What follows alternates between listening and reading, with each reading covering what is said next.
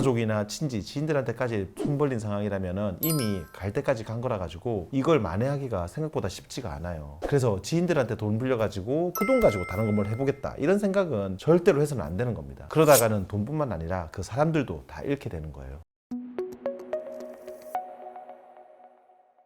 새로운 도약을 꿈꿉니다. 기사회생TV 김민수 변호사입니다. 살면서 경제가 좋다는 이야기 들어본 적도 잘 없지만 요즘같이 하루가 멀다고 경기가 어렵다는 기사나 통계가 나오는 것도 그렇게 자주 못 본 것 같아요. 실제로 많은 분들이 지금이 코로나 때보다도 더 힘들다고 이야기하시는데 이 말이 엄살이 아닌 게 통계상으로도 올해 2025년 1분기가 최근 2년 3개월 만에 가장 부진한 경제 성장률을 보이고 있다고 합니다. 이렇게 기업들 수출이 줄고 내수 경기도 이제 쪼그라들면서 경기가 침체되고 있는데 여기다가 이제 빚까지 있다면 지금이 정말 최악의 시기일 겁니다. 빚이라는 게 갚는 게 원칙이지만 만약에 도저히 못 갚을 상황이라면 어떻게 될까요? 빚 있는 분들은 지금부터 제 이야기 잘 들어보십시오.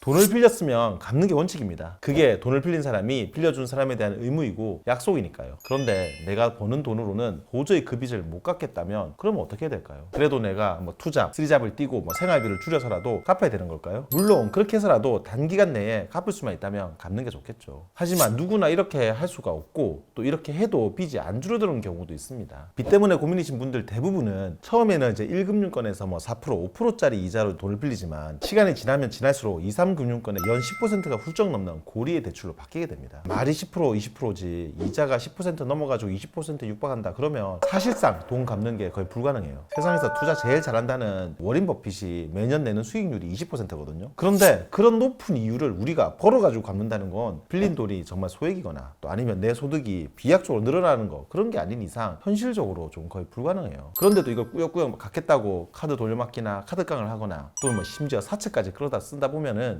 시간이 지나면 지날수록 빚만 늘어나게 되는 겁니다. 내가 계속 해가지고 돈을 갚아 나가는 것 같은데 이상하게 빚은 점점 늘어나는 거예요. 이게 밑 빠진 독에 물을 붓기여서 그렇습니다. 근데 이런 것도 내가 몸이 안 아프고 젊을 때야 밑이 빠진 독이라도 물을 부을 수가 있는데 나이가 들어가지고 몸이 아프고 직장도 잃으면 그 물마저도 부을 수가 없습니다. 이런 상황에 있는 분들께 빚은 갚아야 되는 거야 이런 어떤 원론적인 이야기를 해봤자 아무 소용이 없어요. 오히려 개 중에는 이 계속된 빚독촉 때문에 마음이 피폐해져가지고 삶을 포기하는 분들까지 생깁니다. 근데 만약 이런 상황에 왔다면 그때는 빚 갚는 걸 멈추세요. 어차피 못 갚습니다. 그리고 지금까지 충분히 이자 많이 내면서 노력하셨으니까 너무 죄책감 가질 필요 없습니다. 은행이나 카드사는 내 직업이랑 소득, 재산, 신용도 심지어 내가 돈 못 갚을 가능성까지 다 염두에 두고 대출을 해준 거니까 내가 금융기관 빚 못 갚는 거에 대해서는 너무 걱정하진 않으셔도 돼요. 하지만 개인들한테 돈 빌린 분들은 좀 달라요. 은행이야 내가 돈 못 갚는 거에서 안 망하지만 개인은 본인들도 피 같은 돈 나 믿고 빌려줬는데 그걸 못 돌려받으면 그분들도 큰일 날 수가 있어요. 그래서 제가 절대로 지인들한테는 돈 빌리지 말라고 하는 겁니다. 가족이나 친지, 지인들한테까지 손 벌린 상황이라면 이미 갈 때까지 간 거라 가지고 이걸 만회하기가 생각보다 쉽지가 않아요. 그래서 지인들한테 돈 빌려가지고 그 돈 가지고 다른 걸 뭘 해보겠다 이런 생각은 절대로 해서는 안 되는 겁니다. 그러다가는 돈뿐만 아니라 그 사람들도 다 잃게 되는 거예요. 그런데 이미 지인들한테까지 돈을 빌렸는데 그 돈도 도저히 못 갚겠다 싶으면 그러면은 이제 어쩔 수가 없습니다. 이미 엎질러진 물이니까요. 어차피 내가 빚 다 못 갚는 상황이면 특정 지인한테만 이제 돈 갚는 게 편파변제가 돼가지고 이거는 사회행위 취소소송 또는 부인권의 대상이 됩니다. 그러니까 안타깝지만 이미 상황이 그렇게 됐다면 지인들 빚 갚는 것도 일단은 멈추세요. 세상에는 빚을 탕감해주는 제도들이 여러 가지가 있어요. 최근에는 채무자 보호법이 생겨서 대출금이 3천만 원 미만인 빚에 대해서는 채무자가 은행이랑 직접 이 금액을 협의할 수가 있어요. 그리고 캔코라고 해가지고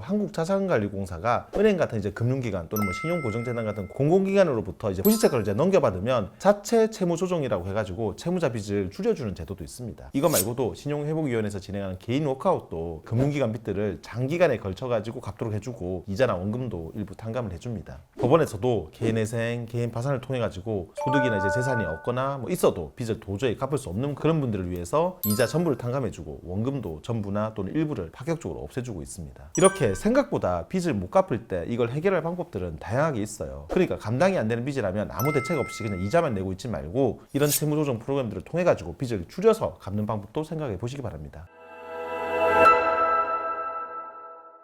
채무자보호법이나 캠코, 신보기의 채무조정은 금융기관 빚만 탕감이 되지만 개인회생, 개인파산의 경우는 지인들한테 빌린 개인빚, 심지어 사채까지도 전부 다 탕감이 가능합니다. 개인들한테 빌린 돈은 못 갚으면 빌려준 분들한테도 피눈물 나게 하는 거라서 처음부터 빌리질 말아야 되고, 하지만 일단 빌렸으면 어떻게든 갚는 걸 추천을 드리지만 도저히 갚을 수 없다면 그거는 전부 개인회생 파산을 통해서 탕감받는 걸 추천드립니다. 도저히 어려워서 빚 갚는 걸 아예 포기하는 것보다는 차라리 빚 일부를 탕감받더라도 나머지를 갚아 나가는 게 채권자들 위해서도 더 나은 방법입니다. 그러니까 빚 독촉에 시달리고 있다면 그냥 포기하거나 하지 말고 다양한 방법들을 통해서 이 문제를 해결하시기를 추천드립니다. 영상 도움되었다면 구독과 좋아요 그리고 알림 설정 부탁드리고요. 추가로 궁금한 점 있으면 아래 댓글이나 법무부인 김앤파트너스로 전화 주시면 친절히 답변 드리겠습니다. 다음에도 더 좋은 주제로 찾아뵙겠습니다. 감사합니다.